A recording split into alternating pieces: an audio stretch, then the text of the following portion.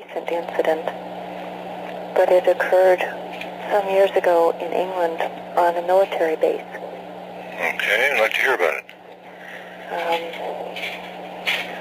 Let's see, it was about 64 or 65, 1964 or 65, okay, at RAF Chicksands. What was that again? RAF Chicksands. Okay. In Bedfordshire, England. I was a military dependent, and the base is a satellite communications base. Yes. And it was in the afternoon, in the daylight, and a friend of mine and I were playing badminton in the backyard on the base. And we were shouting and laughing and carrying on, and then we realized that we couldn't hear each other. There wasn't any sound at all. And we stopped and tried to talk to each other again and still couldn't hear each other, and looked around, and right above us, at the top of the trees, they were very old oak trees. So they were maybe 40, 50 feet high, I guess. Okay. Was a large, dark object. And we couldn't really tell anything from it because we could only see the bottom. And we got scared. We were just 14, 15 years old. And she went inside the house to get her dad. And inside the house, he could hear her. And he came out to look at it, and we couldn't hear him talking to us either, and he couldn't hear us when he was outside. So he went back inside and alerted the post. And when he went back inside, it started moving off above the treetops. And as soon as it wasn't right above us, we could hear again. And I heard the siren. Post went on alert. And he came back out and watched it go off over the trees, and it was moving very slowly. And it moved over maybe, I don't know, 3 or 4 houses away, and they were housing units, so it was still fairly close. Yes. Oh, I see that. Okay. Mommy's on the phone right now, okay?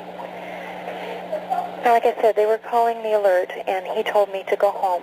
And I lived about 2 blocks away. So I ran home, and my father, who was senior NCO on the base, was just leaving. And all the people on alert went down in what we called the hole. All the satellite communication stuff was underground. Yes. And they went down in the hole, and the base was closed to all traffic, whether you lived there or not. They closed the whole base. And he didn't come back until in the morning. My father didn't. And when he came back, I asked him what it was. And he said, I can't tell you. He said, all I can say is that it wasn't ours. And I said, you mean ours, or you mean the Earth's ours? And he wouldn't say anything else. Uh-huh. Later, some years later, when we were talking about it in the family, I asked him again, and he said, it wasn't ours. And I said, well, I know that. And he said, well, there are 7 bases like the one we were on in the world, 7 American bases like that. And he said there were sightings at all 7 that same day. Oh, boy, that's strange. Yeah. Those bases are very small, extremely small. There's maybe, at the top, there's maybe 50 families there, plus, a number of non-family people, unaccompanied people. Everything that's military is underground except the satellite antenna. And we called it the elephant cage. It's a great big circular structure, and it looks like a big round circus cage. Yes. And around the outside are these big white things that kind of look like missiles, but they're not missiles.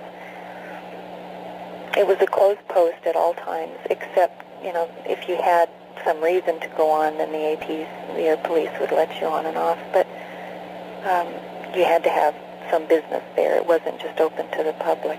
Okay. What shape did that object have? It was round. It was round from the bottom anyway, and it was dark.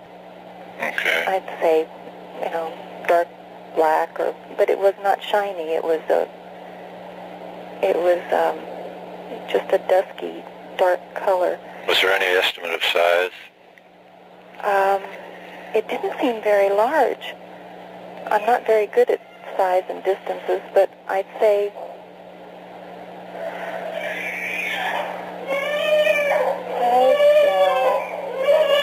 it was maybe 60 to 80 feet across. Okay. Stop that, please. Stop. My mom is on the phone. I want you to be quiet. I should add, the reason I never mentioned this before was we were told not to talk about it. And my father, in that line of work, was in a very sensitive position, and it was not uncommon for us to be told that things that happened on base were not for public consumption. Yes. But it's always bothered me, and I know it's verifiable because other people saw it and the base went on alert.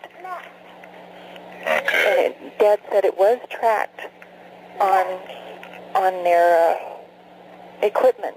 Yes. Okay. So How close would that? There. How close would that have been to you? How close was it to me? Yes. Like I said, it was right at the top of an old maple tree, or an old oak tree, rather. But not quite overhead. It was overhead at first, and then it started moving off slowly. And then as I was running home, I looked back because I was really scared. Okay. And it was moving off very quickly then. It just went zip. But it was, before that, it was not moving like an airplane or a helicopter or anything like that, and there was no noise from it. Okay. But it would move like to the right, 100 yards, and then over a little bit, always on a level movement. Okay. Okay, and where did you get our number?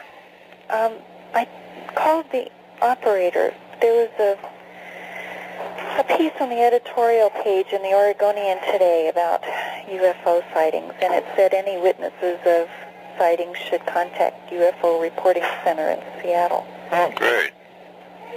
Well, we sure appreciate your passing that on. Well, I'm glad I finally told somebody. Okay. Feels better. Well, if you come up, remember any information that you haven't passed on to us, we'd like to hear from you. Okay. Thanks very much. Thank you. Bye-bye.